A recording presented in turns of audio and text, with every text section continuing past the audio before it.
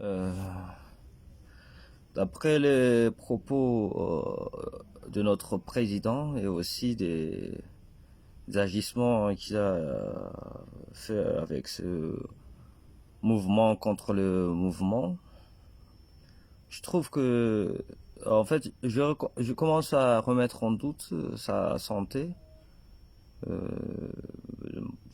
mentale ou physique. Peut-être qu'il est fatigué de ce qui se passe à Madagascar parce que c'est difficile de trouver une solution rapide. La demande est tellement pertinente qu'on ne peut pas tout simplement le nier. Et il commence à faire des trucs à faire des choses qui est pour nous, les Malgaches, une sorte de profanation. Nous sommes en train de profaner notre dignité, notre sol sacré, notre terre, parce qu'il n'y a jamais eu à Madagascar une personne qui veut à créer une guerre entre ceux qui demandent la liberté d'expression, de la liberté le droit à l'eau, à l'électricité, mais aussi à la vie saine, parce que c'est pas en fait il y a rien qui est caché à Madagascar. Tout se dévoile de petit à petit. Tout le monde commence à voir ce qui se passe réellement à Madagascar. Et le président commence à dire des propos qui n'ont plus de sens, qu'on peut les classer dans une catégorie de folie même. Parce que euh, dire que ce sont des robots qui est derrière le mouvement, c'est de nier l'affirmation du, des pays et aussi des comptes rendus effectués par des experts sur l'état de Madagascar.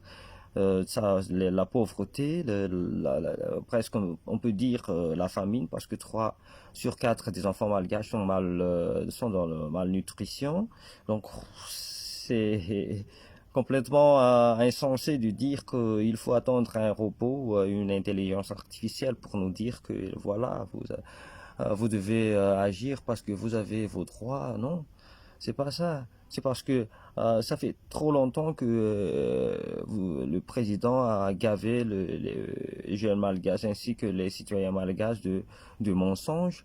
Et si mensonge après mensonge, on finit par avoir l'indigestion, et c'est ça, c'est le fruit de l'indigestion des gens, de la frustration qu'ils ont accumulée pendant des années.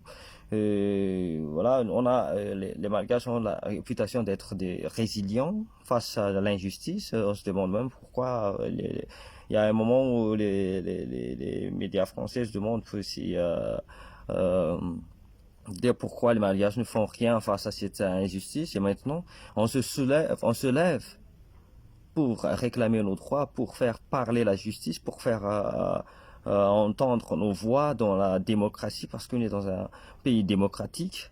Et là, ce que fait le président, c'est le contraire de ce principe.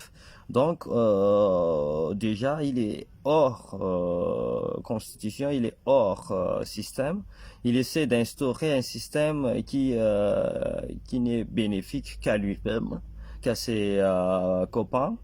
Il n'y a pas vraiment de vision nette et aussi précise sur l'avenir des jeunes et aussi des citoyens malgaches, mais il parle tout le temps des affaires qui est lucratif que pour des classes dirigeants et aussi des familles de haute naissance et non, de haute comment dire, de haute classe, qui profitent il y a des gens qui s'enrichissent honnêtement, mais il y a aussi ceux qui s'enrichissent derrière le dos des malgaches, non seulement des malgaches, mais il y a aussi des étrangers, beaucoup d'étrangers même. Et ça doit s'arrêter parce que il y a tellement d'injustice, il y a tellement de silence, il y a tellement de souffrance, il y a tellement de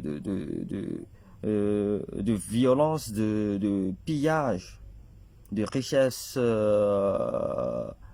du pays par des gens qui ne sont pas armés, qui ne prennent pas les armes, qui ce sont pas ceux qui, ce sont pas nos armées ou la gendarmerie qui veulent aller là-bas, mais quelqu'un derrière tout ça qui tisse les ficelles.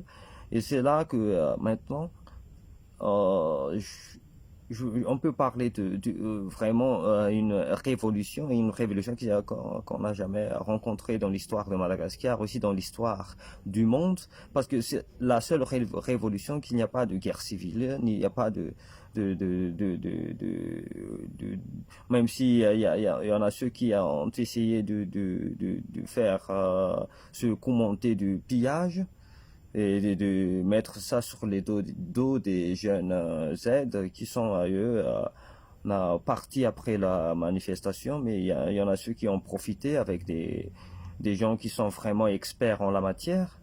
Et le président parle aussi de manipulation et de cyberattaque. Premièrement, en termes de manipulation, je trouve que le président a déjà montré son talent et aussi son expertise en la matière. Il nous a manipulés pendant 16 ans. Il parle des mensonges après mensonges et des promesses non tenues, de Velrano, tout ça, des mots, rien que des mots. Et là, on a accepté ça facilement depuis le début de son règne jusqu'à aujourd'hui.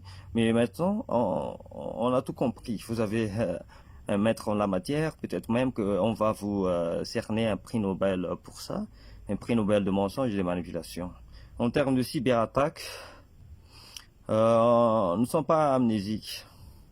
Nous avons l'histoire, on a connu les fameux prédateurs que vous avez utilisés pour espionner, ça c'est déjà un crime contre la liberté de l'expression, là, un crime contre la vie privée, une atteinte au droit de quelqu'un. Et vous avez trouvé des excuses, toujours des excuses, parce que vous pensez que c'est vous le maître du monde, mais l'époque est révolue. Regardez ce qui s'est passé en France hein, avec l'ancien président Nicolas Sarkozy. Il a fait des bourses, maintenant il paye. Et vous aussi. Euh, et vous devez payer pour tout ce que vous avez fait pour ce pays, pour le pillage que vous avez fait. Et là, euh, votre seule solution, c'est... Comment on peut qualifier ça? Se faire